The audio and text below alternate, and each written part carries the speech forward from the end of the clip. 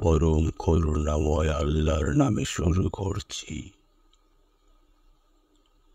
বরকতময় তিনি, সর্বময় কর্তৃত্ব যার হাতে, আর তিনি সব কিছুর উপর ক্ষমতাবান। যিনি সৃষ্টি করেছেন মৃত্যু ও জীবন তোমাদেরকে পরীক্ষা করার জন্য, কে তোমাদের মধ্যে আমলের দিক দিয়ে উত্তম। তিনি পরাক্রমশালী, ক্ষমাশীল। যিনি সৃষ্টি করেছেন স্তরে স্তরে 7 আসমান, দয়াময়ের সৃষ্টিতে তুমি কোনো খুঁত দেখতে পাবে না। তুমি আবার তাকিয়ে দেখো, কোনো ত্রুটি দেখতে পাচ্ছ কি?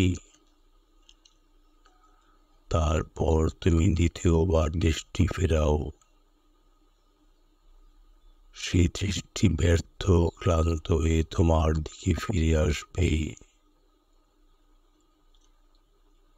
আর অবশ্যই আমি নিকটবর্তী আসমানকে সুশোভিত করেছি প্রদীপমালা দিয়ে, এবং সেগুলোকে করেছি শয়তানের প্রতি নিক্ষেপের উপকরণ, এবং তাদের জন্য প্রস্তুত রেখেছি জ্বলন্ত আগুনের শাস্তি। আর যারা তাদের প্রতিপালককে অস্বীকার করে, তাদের জন্য রয়েছে জাহান্নামের শাস্তি, এবং তা কত নিকৃষ্ট ফিরে যাওয়ার স্থান। যখন তাদেরকে সেখানে নিক্ষেপ করা হবে, তখন তারা জাহান্নামের বিকট শব্দ শুনবে, আর তা হবে উৎপীড়িত। রোষে জাহান্নাম যেন ফেটে পড়বে। যখনই তাদের কোনো দলকে নিক্ষেপ করা হবে, তাদেরকে রক্ষীরা জিজ্ঞেস করবে, তোমাদের কাছে কি কোনো সতর্ককারী আসেনি? তারা বলবে, হ্যাঁ, অবশ্যই আমাদের কাছে সতর্ককারী এসেছিল। তখন আমরা মিথ্যারোপ করেছিলাম এবং বলেছিলাম, আল্লাহ কিছুই নাজিল করেননি, তোমরা তো মহাবিভ্রান্তিতে রয়েছ। আর তারা বলবে, যদি আমরা শুনতাম অথবা বিবেক বুদ্ধি প্রয়োগ করতাম, তাহলে আমরা জ্বলন্ত আগুনের অধিবাসী হতাম না। অতঃপর তারা তাদের অপরাধ স্বীকার করবে। সুতরাং ধ্বংস জ্বলন্ত আগুনের অধিবাসীদের জন্য। যারা না দেখেও তাদের প্রতিপালককে ভয় করে, তাদের জন্য রয়েছে ক্ষমা ও মহাপুরস্কার।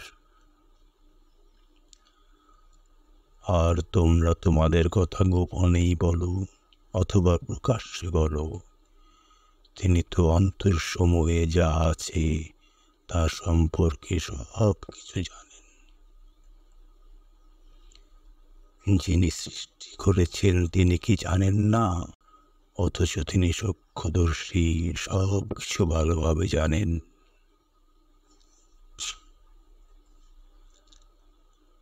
তিনি তো তোমাদের জন্য জমিনকে সুগম করে দিয়েছেন। অতএব তোমরা এর দিক দিগন্তে বিচরণ করো, এবং তার দিয়া রিজিক হতে তোমরা আর করো, আর পুনরুত্থান তো তারই কাছে। তোমরা কি এ থেকে নির্ভয় হয়েছ যে যিনি আসমানে রয়েছেন তিনি তোমাদেরকে সহজমিনকে ধসিয়ে দেবেন না?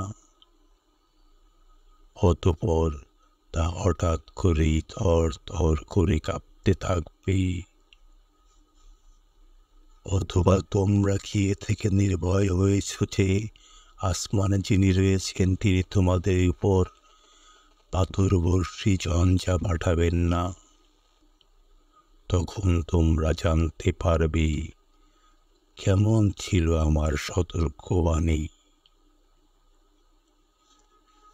আর এদের পূর্ববর্তীরাও মিথ্যারোপ করেছিল, ফলে কেমন হয়েছিল আমার প্রত্যাখ্যান।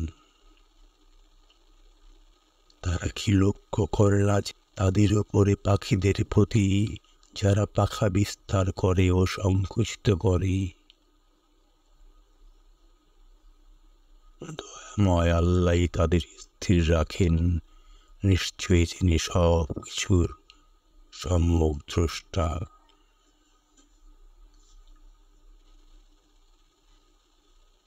দয়াময় আল্লাহ ছাড়া তোমাদের এমন কোনো বাহিনী আছে কি যারা তোমাদেরকে সাহায্য করবে?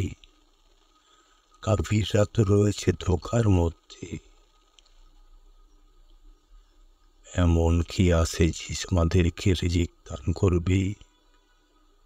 যদি তিনি রিজিক বন্ধ করে দেন, বরং তারা অবাধ্যতা ও সত্য বিমুখতায় অবিচল রয়েছে। যে ব্যক্তি ঝুঁকি মুখে ভর দিয়ে চলে, সেই কি ঠিক পথে চলে, নাকি যে ব্যক্তি সোজা হয়ে সরল পথে চলে? বলো, তিনি তোমাদেরকে সৃষ্টি করেছেন এবং তোমাদেরকে দিয়েছেন শ্রবণ শক্তি, দৃষ্টিশক্তি ও অন্তঃকরণ। তোমরা খুব কমই কৃতজ্ঞতা প্রকাশ করো। বলো, তিনি জমিনে তোমাদেরকে সৃষ্টি করে ছড়িয়ে দিয়েছেন এবং তারই কাছে তোমাদেরকে সমবেত করা হবে। আর তারা বলে, তোমরা যদি সত্যবাদী হও তবে বলো এই প্রতিশ্রুতি কখন বাস্তবায়িত হবে?